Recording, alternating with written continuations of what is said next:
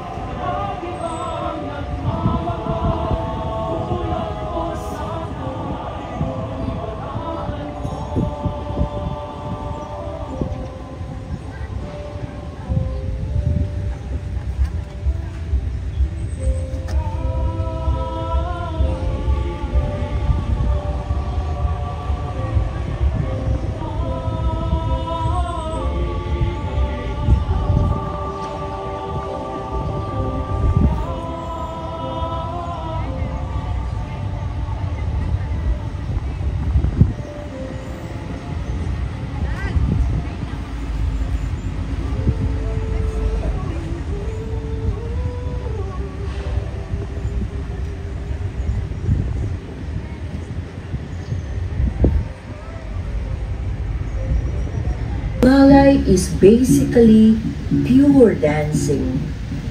A sense of anti-linear time pervades the slow, refined, meditative, elegant, and almost hypnotic movements. The continuously flowing or seamless unfolding movement from a central core is consistent with the pre-modern mode and Eastern sense of multi-level or anti-linear time that has no definite beginning or ending.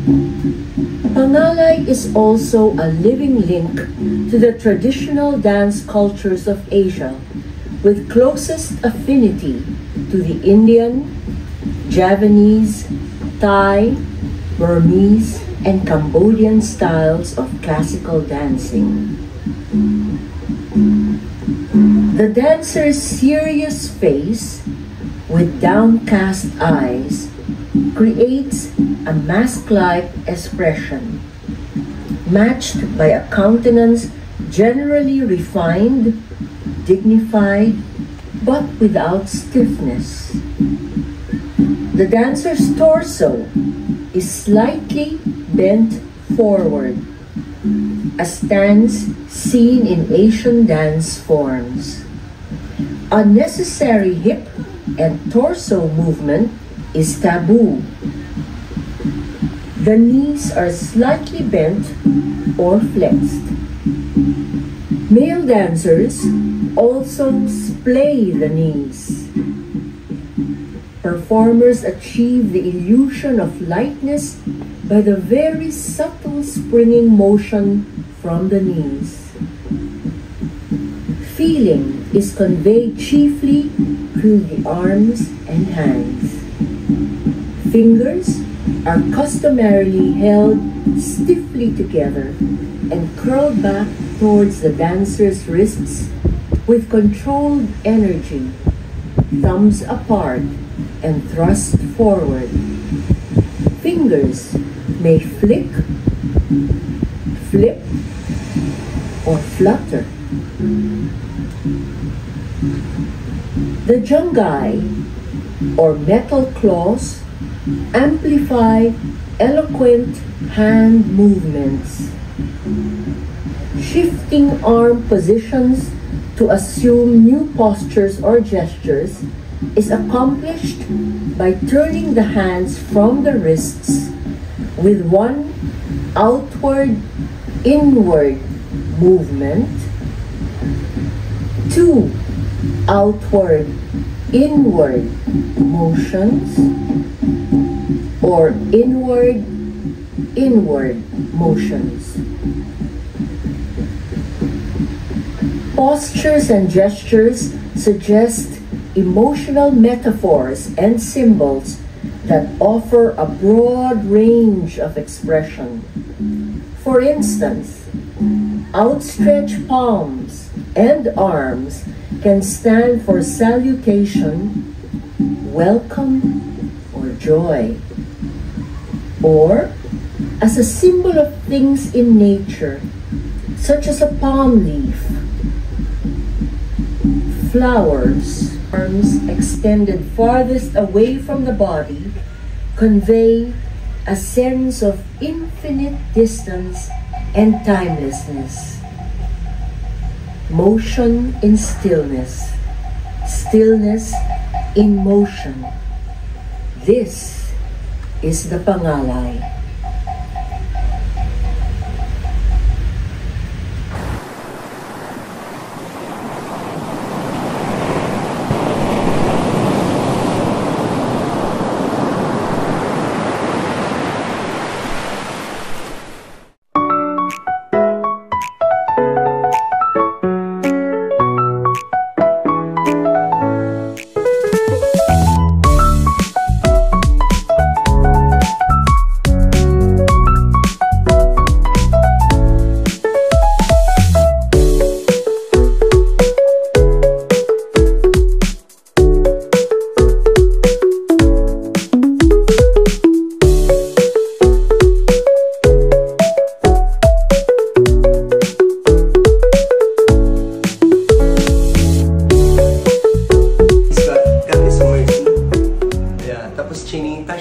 Etc.